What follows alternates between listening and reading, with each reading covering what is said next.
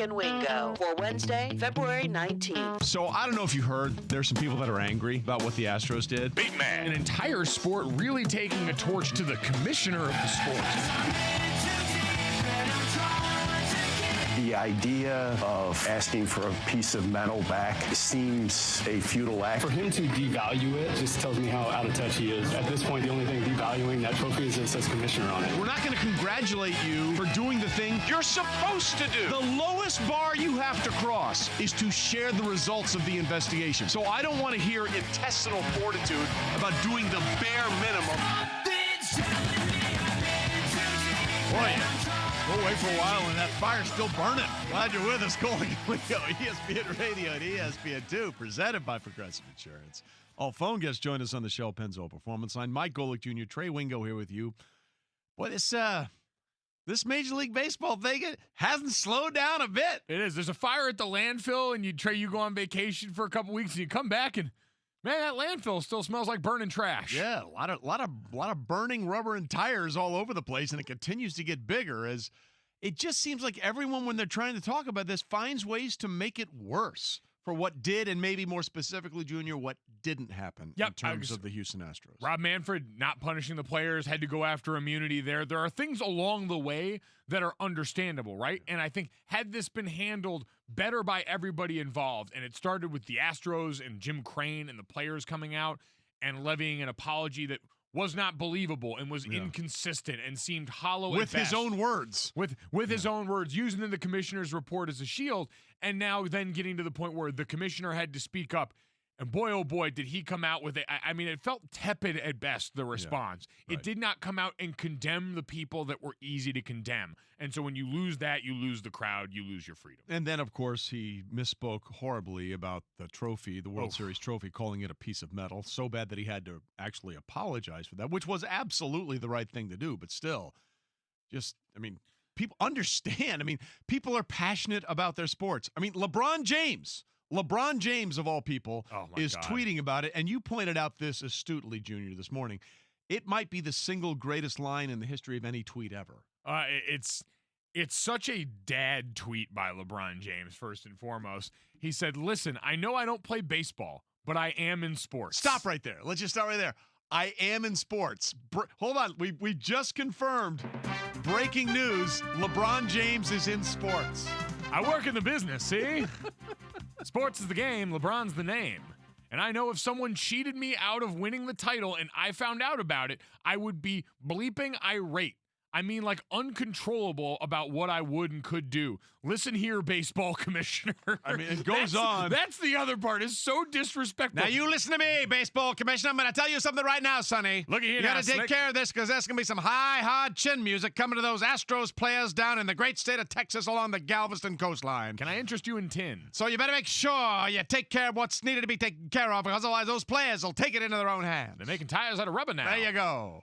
So I don't know what else they sell back, and I assume it's like the 20s, 30s, like all that stuff. 20-something skidoo. There you have it. So it was that line, I am in sports, is one of the great tweet lines of all time. But LeBron James basically saying, you need to fix this. Fix it. Allowing this to go on is to LeBron James, who said it, and this is just proof of how wide it is spread. Yeah. It is not just an affront to baseball anymore. This idea is offensive to anyone who's ever put on a uniform, anyone who's ever watched sports. Who's competitive in any way, shape, or form. And look, let's be clear about one thing.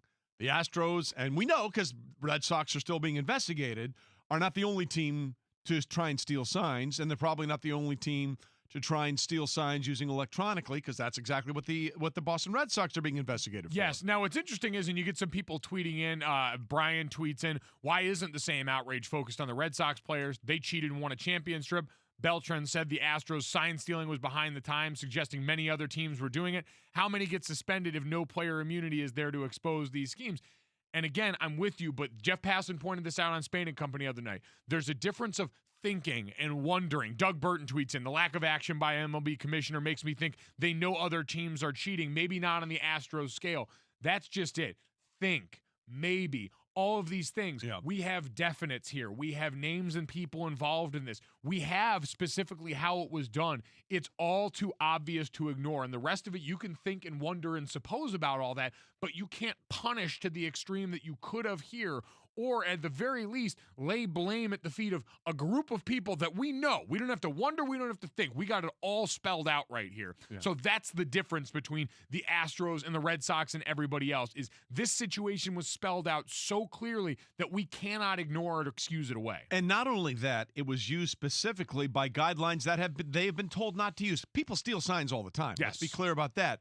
But the way the Astros went through this elaborate electronic information-based technology way of doing it is what is really ticking people off. It is, and you're right. That goes back to the Red Sox and the Apple Watch and Correct. that instance that was punished, I believe, back in 2017. And they sent that memo out, and they told all the teams, they told team league personnel in the front office and the managers, you are going to be held responsible for this if your players are participating something like this. And the Astros never read them that memo, and now we have the situation that we have, where because of that, the commissioner had to do what he did, that got to this point where everyone else is big mad, and especially the other players. Like, this has been the most surprising part, is in any sport we always hear, very rarely is there player-on-player interaction to this level.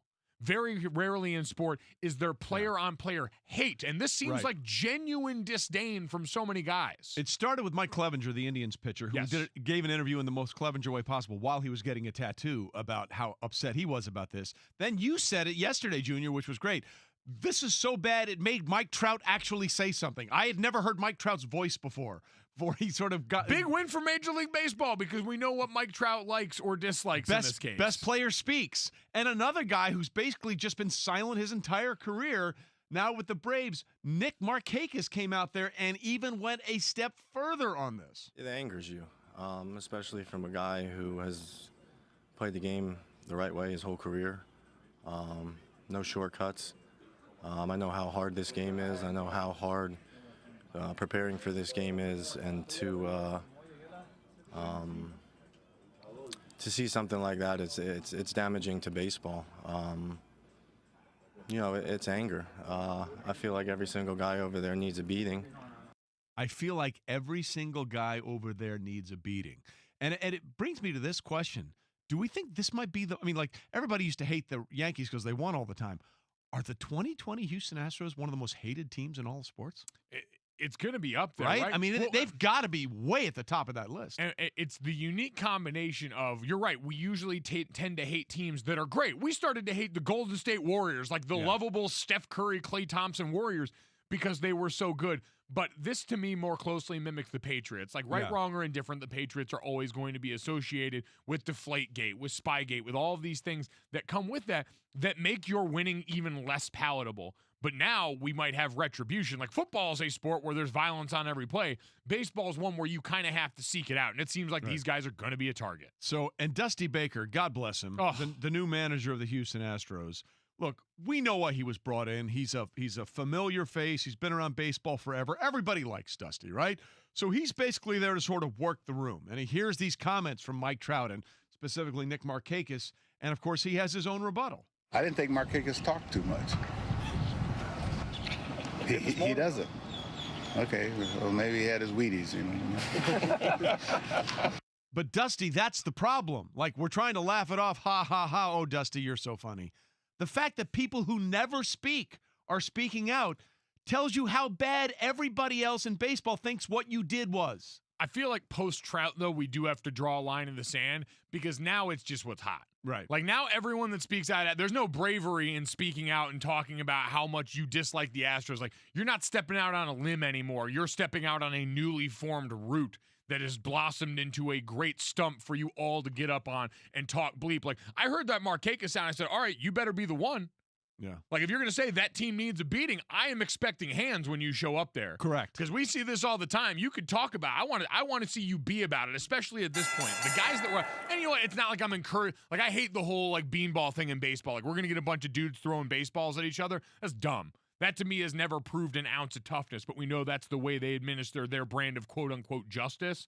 So it's going to happen. We got odds on it happening. Hell, Vegas is bending over backwards to give you a chance to spend and bet money on the idea of how many times these dudes are going to get hit by baseballs over the course of the season. But let's start to make it clear now. Like, you're not doing something different or special yelling about the Astros anymore. Right. You're just voicing or lending your voice to another already growing crowd. You know, and then there's Aaron Judge, who Cody Bellinger said he believed Aaron Judge was cheated out of the MVP in 2017. Yeah, this hits home. And Aaron Judge was asked about it, and let's just say Aaron Judge, who, by the way, is the most quiet, another quiet, unassuming giant superstar and just incredibly large human being, had this to say. It was tough to watch, and through the whole thing, once it came out, I was pretty mad, pretty upset, to know that we were probably, cheated out of a possibility of, making it to the World Series, because as a kid, that's, forget the individual awards, forget how many games you win, how many homers you hit. It's about,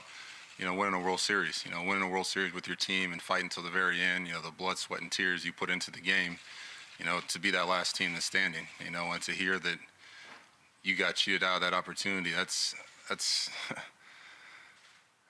tough to kind of, let go.